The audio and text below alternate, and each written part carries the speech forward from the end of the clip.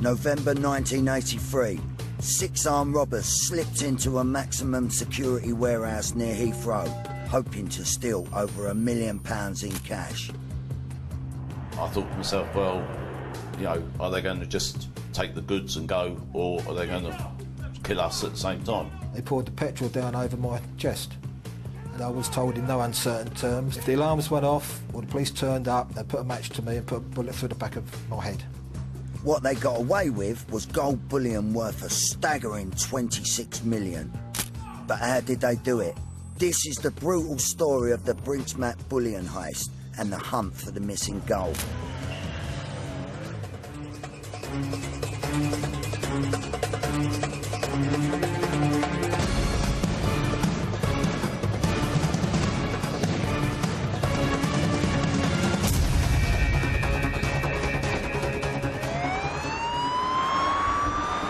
Britain's biggest ever armed robbery was carried out at the Brinks Mat security depot at Heathrow. The gang escaped with £26 million worth of gold bars, weighing nearly 3 tons. This was a huge amount of gold, almost conquistador proportions. To give some sort of perspective, it was the weight of 2 average family saloon motor cars. The biggest ever robbery in British criminal history. One of the most audacious robberies ever carried out in Britain. Offence, £26 million worth of gold stolen in Britain's biggest ever robbery. Must have been a large and well-organised operation. To be honest, I was in complete fear of my life and also the lives of my colleagues, especially when they tell you where you live and then they tell you how to get into your own vault. And that is the most scary part of it. They knew so much. They took with them the secret of where the haul is hidden. But of course, by stealing the gold, the robbers then had a problem of how to actually filter that gold back into the system and make that gold turn into cash. Ruthless in its conception, fearless in its operation, the Brinks Mat heist is still the largest bullion robbery in British criminal history. In just 15 minutes, a highly organised South London gang of armed robbers made off with 3 tons of gold from the Fort Knox-style warehouse near Heathrow. It was the biggest crime or robbery that I've ever been involved in. And dare I say it, it was a watershed crime in the criminal history of this country.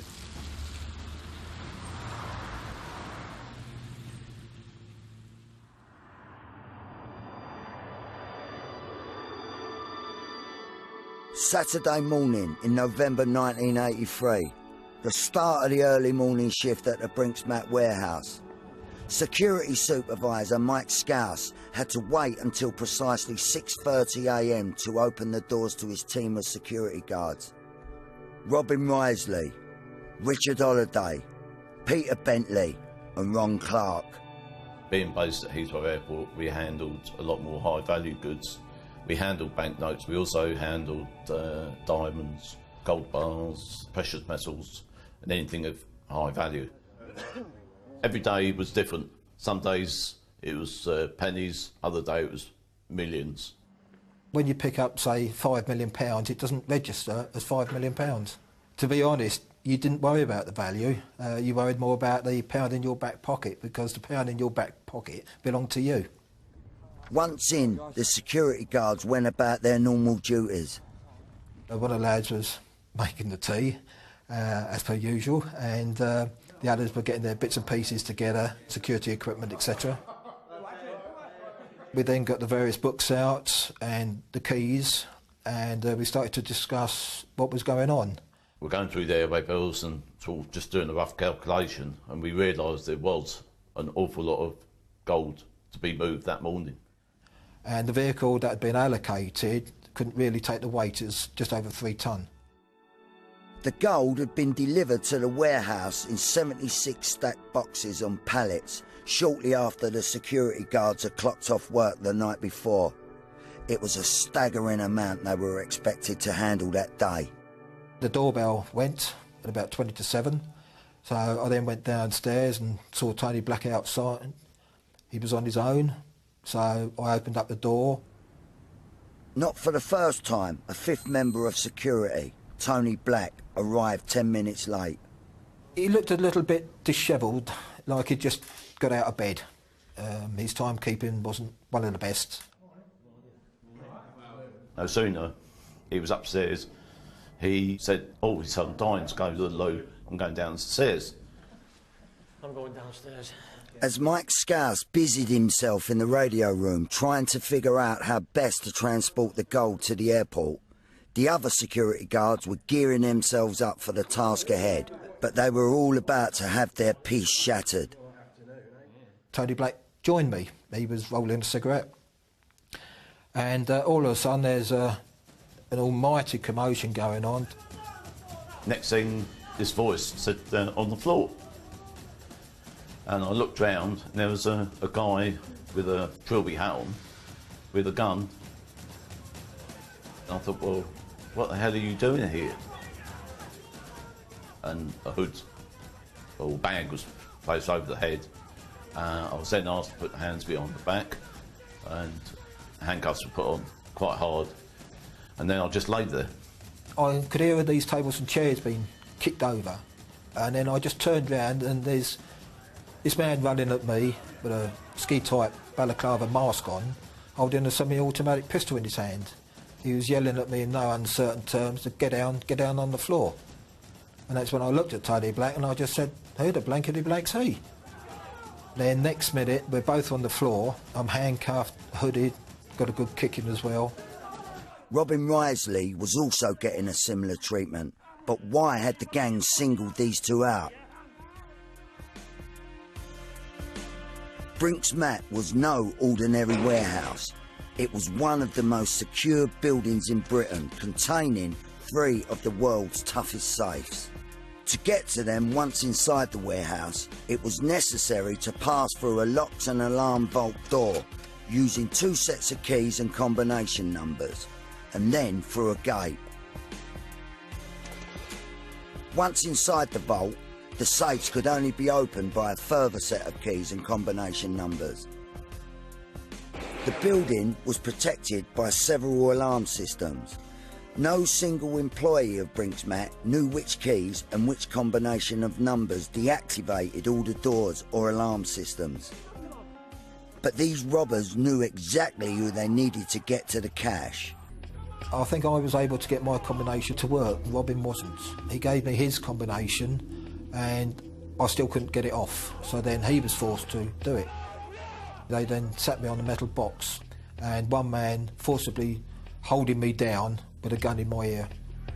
You could hear sort of muffled voices downstairs, but again I assumed that it must have been Michael and Robin with the robbers, because they're the 2 most important people in the depot on that morning. I didn't really know what was going on. The codes were changed regularly and without warning, so Scouse and Risley were often required to memorise their half of new combination numbers. Well, inside the vaults we'd got 3 smaller safes. They had a combination number and a key. I had the key and Robin had the combinations, but they'd only just recently been changed and he couldn't remember them. So I could hear matches being struck because Robin had also got petrol on him and I'm sitting soaked in petrol myself. With their patience at breaking point, the robbers were unaware of the huge fortunes sat right before their very eyes in the 76 stacked boxes.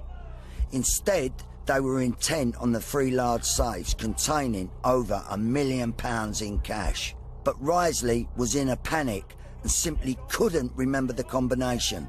I was trying to defuse the situation, so I called out, "Leave me alone, it's like that during the week." With that comment I was told to have him well shut up, and I was forced back on the metal box and the gun was forcibly put into my ear and I was told, "Shut up and stay there." The robbers were getting angrier. Things were just not going according to plan.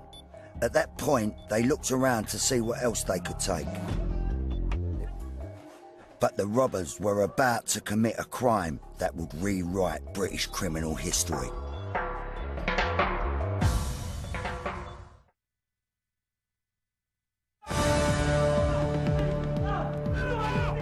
Six highly organised armed robbers had come determined to steal around £1 million in cash from the Brinks Mat warehouse. Instead, they were about to commit the biggest bullion robbery in British history. They knew so much.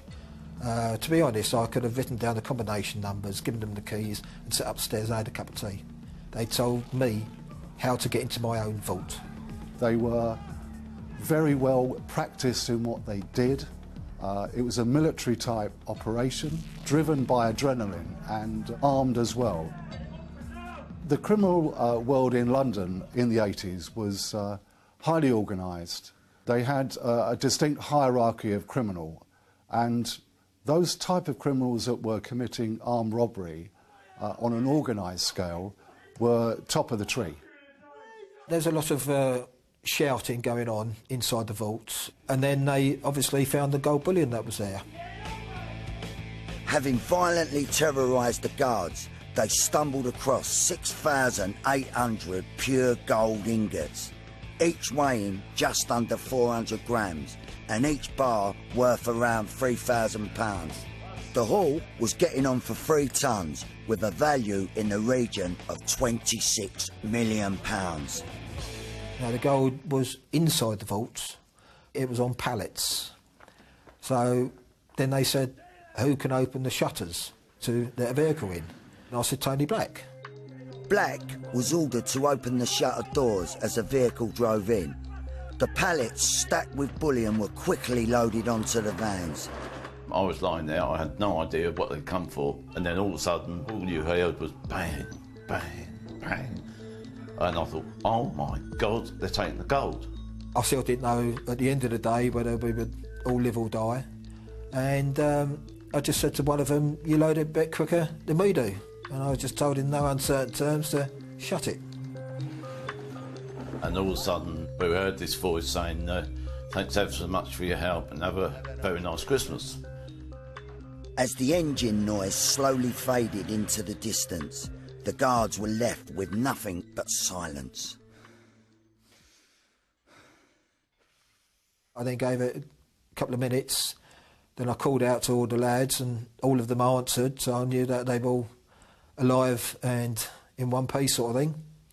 And then one of the lads was able to break his handcuffs, the link on it, and then he kicked a very large hole in the office door, and then he came into me. By then he'd, I think, released Tony Black, and then they got some a screwdriver and a hammer, and then they broke my handcuffs. All of a sudden this voice said, keep away from the door, look out. And this size 12 boot came smashing through the door, followed by a head, and it was Peter checking if we were okay. With the alarm raised, a flying squad team led by Detective Inspector Tony Brightwell raced to Brinks Mat. The scene at the warehouse itself, it was in total disarray.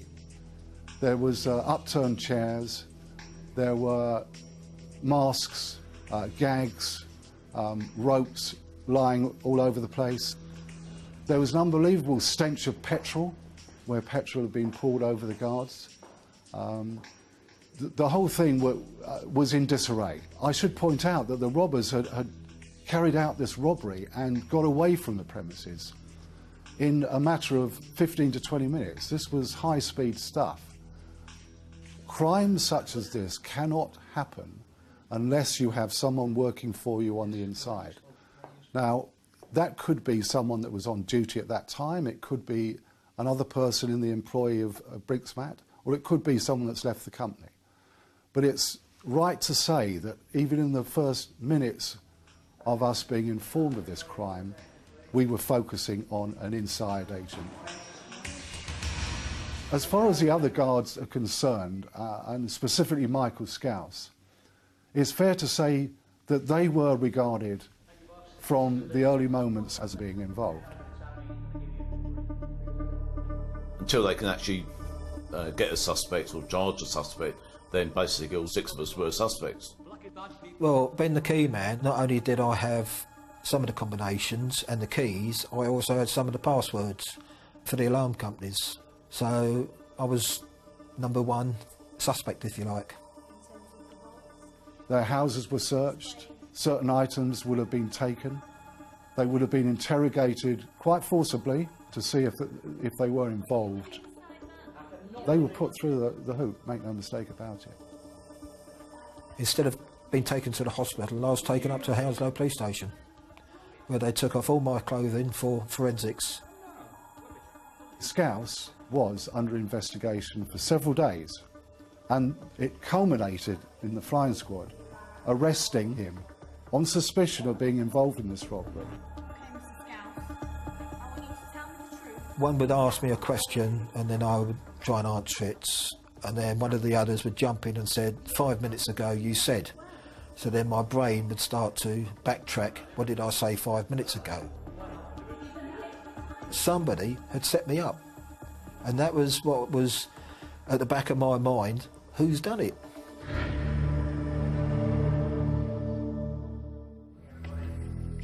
Just as it was looking like Scouse was in the frame, another man had now come to the attention of the police. Very quickly we made a connection with a man called Black, who was one of the guards on duty that day. His sister was living with and was the common law wife of a man called Robinson, who was very high up in the criminal underworld of South London, was a suspected armed robber, was an organised criminal of high standing. But the police needed evidence to prove Tony Black was the inside man. We decided to reconstruct the events, getting each guard in turn to go through their story, but without being able to collaborate with their colleagues. There were numerous flaws in Tony Black's story, that he was claiming to have seen things taking place which he could not possibly have done so. Now, whilst filming this, we, unknown to Black, went through his jacket, which he'd hung over a chair, and removed a personal diary. And we photocopied this diary. This was to become important later. I was assigned to actually interview Black concerning his activities or his involvement on that particular morning, the sequence of events as we built up to the actual golden question, if you like, which was, how often do you see your brother-in-law, Brian Robinson? And at that stage, we introduced his diary, which at that time was totally different to what it had been 2 or 3 days beforehand. Black had tried to disguise his involvement by falsifying his diary entries, but the police were onto him. The cracks were beginning to show as he was made to stew in his cell, but would he tell the truth?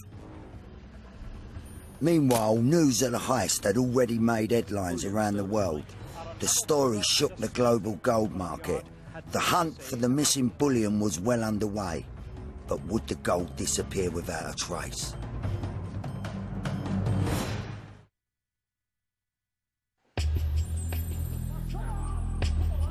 A gang of 6 armed robbers had pulled off Britain's biggest heist with an incredible gold bullion haul of £26 million, stolen from one of Britain's most impenetrable buildings, the Brinks Mat warehouse. With the inside man reaching breaking point, the police were now on the trail for the missing gold. Each ingot is serially numbered. The only way that you can move those ingots is, first, you have to melt them to get rid of any identifying marks.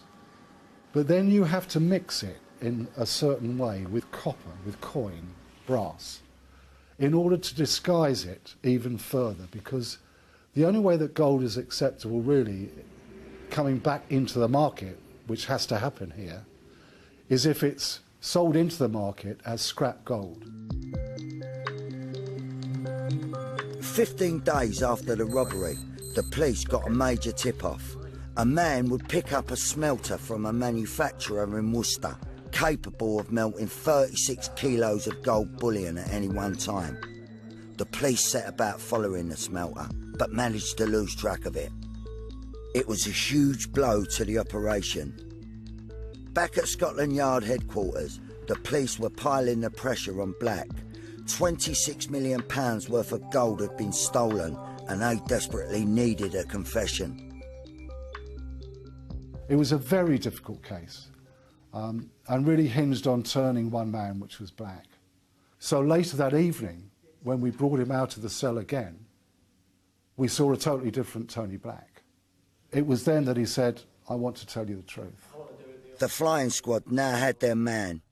Black was about to blow the lid on the biggest bullion robbery in history. Yeah, I was involved. Tony Black was a very average type of guy. I would say that he was easily led, easily impressed, but nothing really outstanding about him at all. He always came over as quite an affable type of person. If you had any problems on your car, he used to fix it for you. He'd only met a few people that he knew or could identify regarding the planning of this robbery, which had taken several months. It transpired that Robinson had introduced him to a man called Michael McAvoy and a man called Tony White. They used to meet under the guise of going fishing at Leyland on the River Thames. Black had told them how many guards would be on duty, where they would be at any particular time, where the safes were, who the guards were that had the combination numbers to get into these safes. Explicit detail without which you couldn't possibly have carried out this crime. To the day of the robbery, Black had overslept and panicked that he couldn't get to the warehouse in time, so he was late arriving for work. And in fact, he had met the robbers as they waited to get into the premises. Prior to the armed robbers bursting through the door, he had excused himself and gone downstairs to the toilet. He obviously at that time was helping the robbers into the premises. Tony Black had committed the ultimate betrayal, putting the lives of his colleagues on the line. I was still in bed because of my blisters. I couldn't do anything. And I was out of bed, television on, and I sat there and I shook and I shook and I shook. I was absolutely shocked. The legs went. I managed to stand upright. I don't know how, but I managed to stay upright. And looking back now, I felt sick at that time, more sick than I did on the day of the robbery.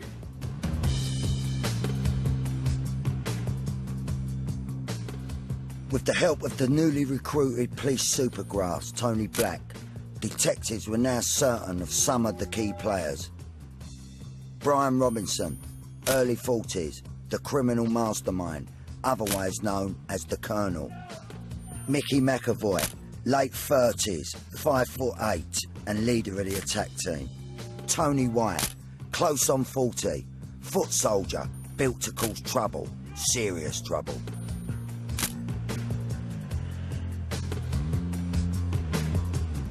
This was a highly organised gang, or gangs that were carrying out these robberies. They were all known to each other.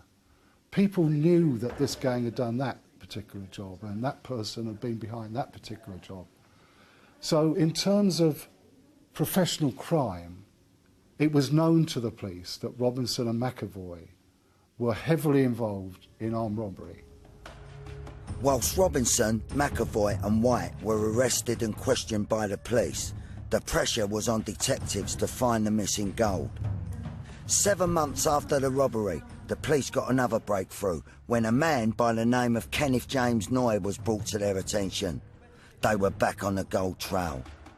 Kenneth Noy was the mastermind and the controller of how the gold could be turned into cash. We believe that Mr. Noy came on the scene very shortly after the robbery, if indeed he didn't actually know that the robbery was going to take place. Noy was another high-ranking wealthy criminal with an established background in money laundering.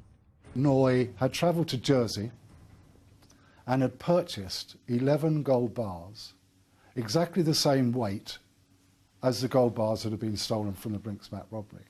Each gold bar purchased in that way comes with a certificate of ownership. and each bar is serially numbered. Those bars never left Jersey.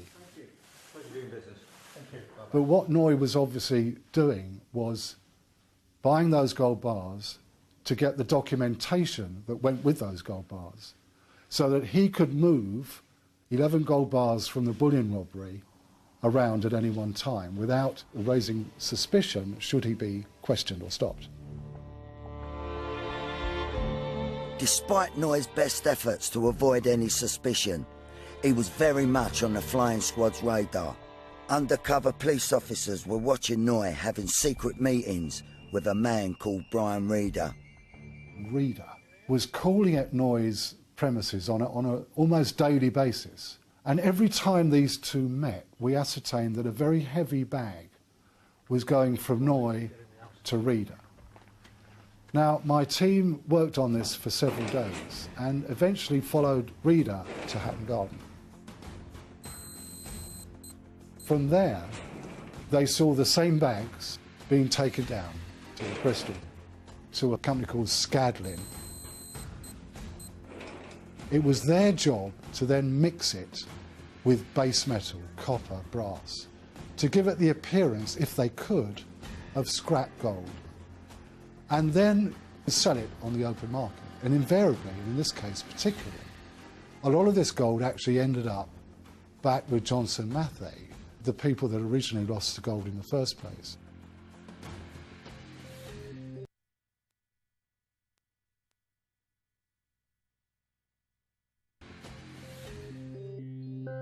Ironically, the gold was being sold back to the company it had been stolen from. Now the police investigation needed to find out how the gold was reaching Noy. Was it coming from one or more sources, or did Noy already have all the gold? With Tony Black now on board as a police supergrass, they lent on him to reveal more. We asked him, where would the gold have gone to? Had you met any of the robbers in between us arresting you a week later and the robbery itself? And he said no, and I believed him. It was counterproductive for the robbers to actually meet him after the event. They wouldn't necessarily tell him where they'd stashed the gold. Instead, Black's first test as a police supergrass was to come in the form of an ID parade. Black would have to go and touch the likes of McAvoy on the shoulder and identify him as being involved in the Brinks Mat Robbery. And as Black approached him to touch him on the shoulder, he hit Black full in the face. Now that was intimidation. But thankfully Black came through that. Black then went on to identify Robinson and White in separate lineups.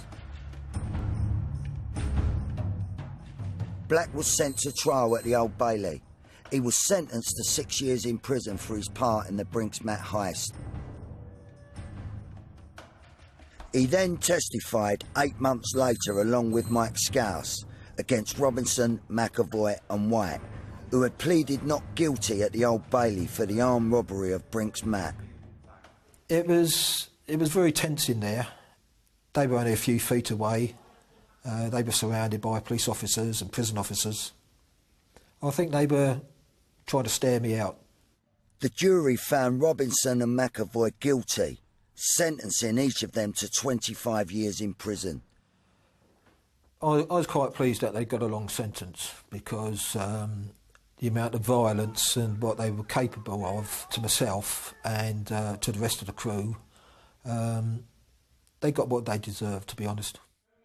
But the jury weren't convinced of Tony White's involvement. Tony White was acquitted by a hair's whisker. And whiskers are the right word to use because his involvement came down to whether he had a beard on a particular day when he met Black. The jury chose to believe his version of events and he was acquitted. With 3 of the criminals banged up, but still no gold, the police were under huge pressure. But what was about to happen next would have the most shocking impact on their investigation.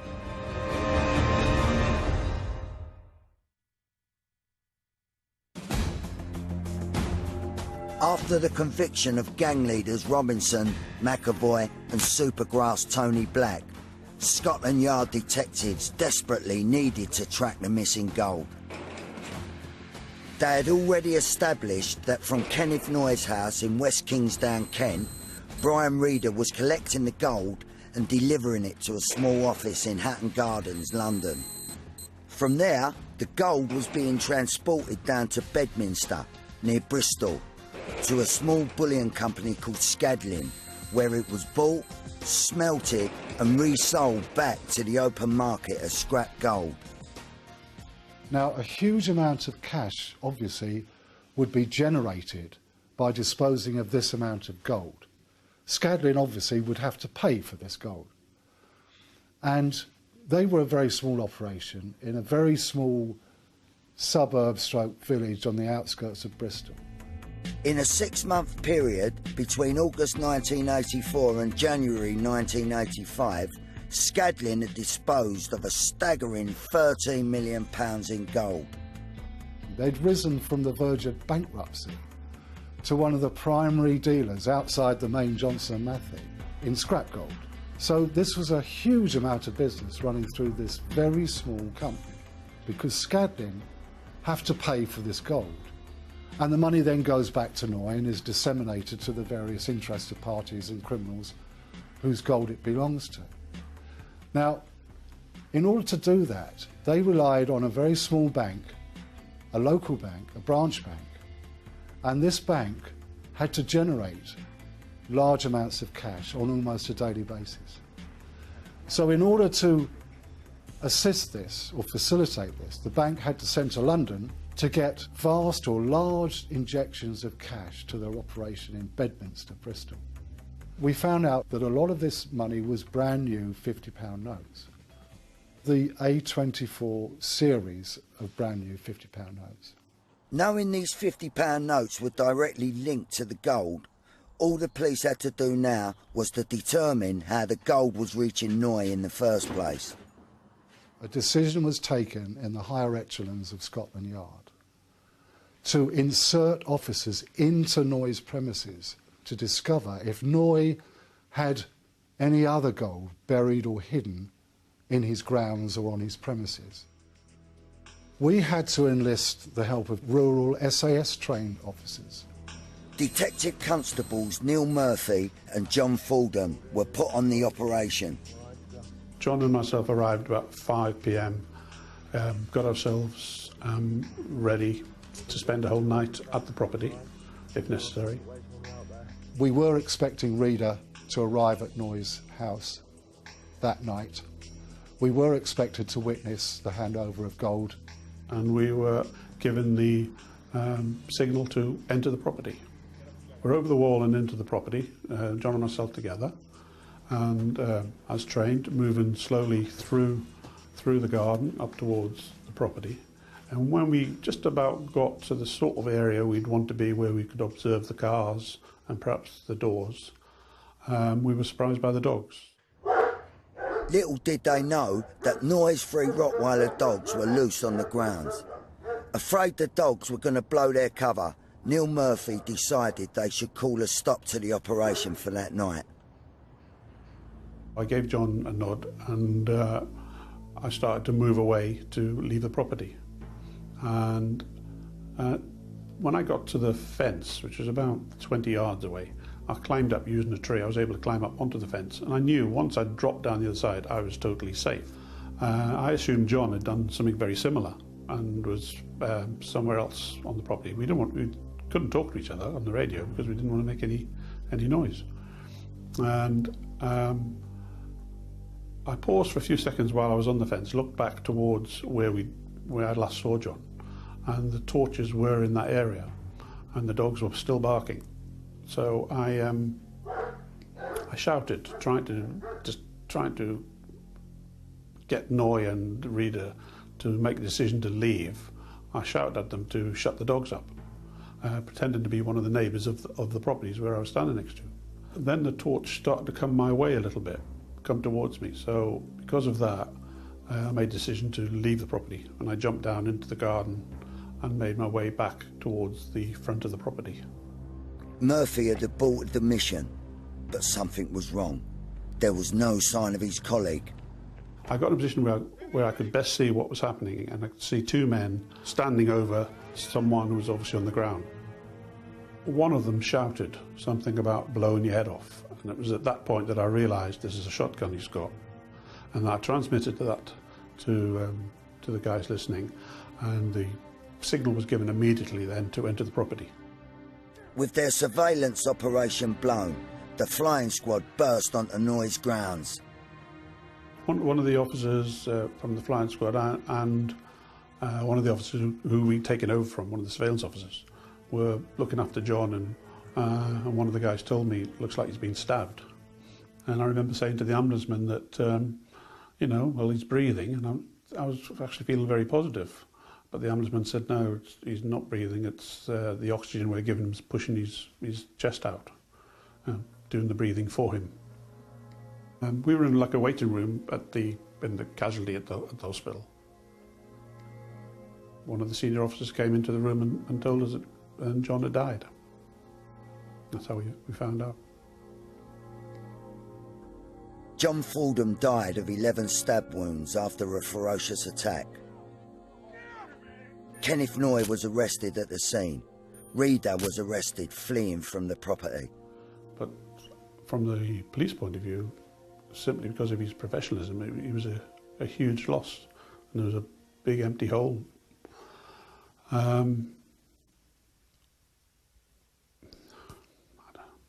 can't talk about that. I mean, everyone was obviously devastated at the death of DC Fordham, and the whole inquiry, if you like, had been turned on its head as a result.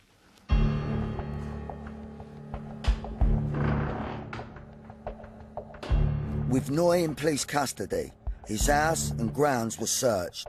10 hours later, an officer found the evidence they really needed to link Noy to the Brinks Mat bullion. We did find 11 gold bars on the doorstep, pure gold, that had been obviously melted and recast prior to them going to Bristol. At the time, the 11 gold bars were worth around £100,000. What was left was to now take action against all the people that we knew were involved in disposing of our gold. Within 24 hours, various premises in Bristol area, in London, were raided by hundreds of officers who came in to assist at that particular time, and we had to secure what evidence was left to us. But significantly, very significantly, the one pieces of evidence that we did find were A24 series £50 notes, which we knew had come from Scadlin. With Noy's property raided and the gold and £50 notes found on his premises, D.I. Brightwell turned his attention to questioning Noy. Immediately, Noy engaged me in a Masonic hand signal, and I recognised this, and I looked at him and thought immediately to myself that here is a man that's trying to ingratiate himself with me, thinks that I'll be able to help him, and is obviously looking to do business, as it were. In ordinary circumstances, if John Fordham had not been killed, I would have been delighted to talk to this guy, to do a deal, as it were, with him, because he knew where the gold was coming from. But I knew, because a copper had been killed, that there was no way that this could happen. And as soon as he learnt of my feelings on that, he really showed a different side of himself. But I could see the aggression building in him. With no deal struck, the police found it almost impossible to get any more information on the gold trail. 10 months later, Noy stood trial at the Old Bailey for the murder of DC John Fordham. I knew that Noy had probably one of the best criminal barristers that I've ever come up against in my time in the police. I understand that the jury were taken down a Hollywood cottage at night to replicate these conditions, and basically put the question to them, how would you react if you'd have confronted someone, as John Fordham was, dressed in black, blacked out face, in the middle of the night? How would you have reacted? Would you have acted in self-defence?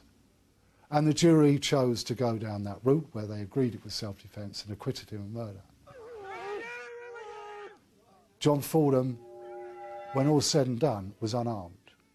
As I've always said, the 11 stab wounds is not self-defence. That's a frenzied attack.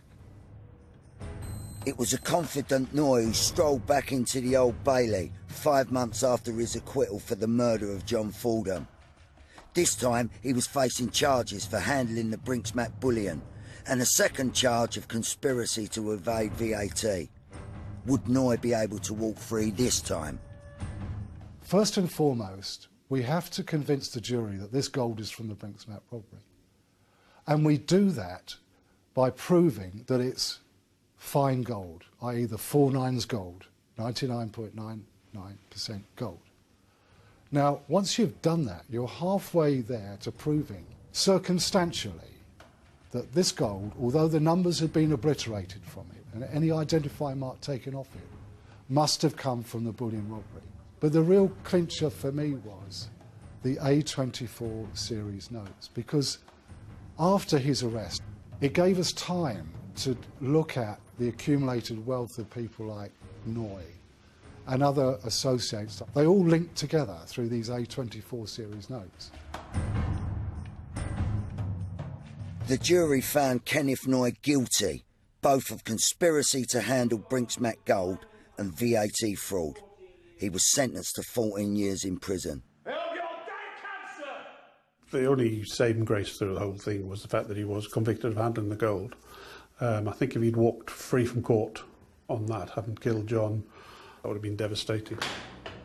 When I was told that he'd been convicted of handling the gold at least and got the maximum sentence of 14 years, I was delighted to hear that. In fact, I was shaking, just shaking with, trembling with excitement that at last he had his comeuppance and he was going away. Scadlin boss Garth Chappell was sentenced to 10 years, whilst Brian Reeder was jailed for 9. But despite years of police work, the greatest unanswered question of the heist still remains. What happened to the rest of the gold? We knew that the chances of us ever recovering any more gold were minimal, because our lines of inquiry regarding gold and how it was getting to Noy's house unfortunately had died with John Fordham, and there was no way that we could reconstitute that investigation. The route would now be dead and buried. The gold may have gone, but for those involved, the scars still remain. The only place I ever imagined that I would be involved in the robbery would be outside doing what we would call a bank move. I never once imagined a robbery would take place at the depot. Well, I say that was my second. I had another 2 after that. Then in the end, I thought it was time to get out before I was carried out feet first. You sit there and you look around people and you think, even after the robbery, I mean, the guys that were here then, you look around them and you think, can I trust you? Yeah. As far as I'm concerned, Tony Black is a scum of the earth for what he did to myself and to my colleagues, but also our families. And I hope he rots in hell. The only thoughts I have are for John's family. I think about them quite a lot and how they've missed all the years that they haven't had with him.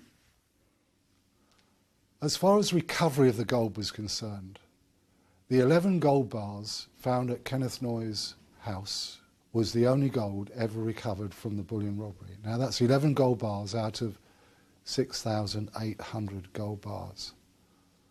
13 million of gold was disposed of. But that's only half. So it's pure conjecture what happened to the other half. A few say large amounts of bullion were flown out of the UK. Others think the bulk of it is still hidden in Britain. But some believe anyone who bought gold jewellery in the UK after November 1983 could be wearing the Brinks Mat gold.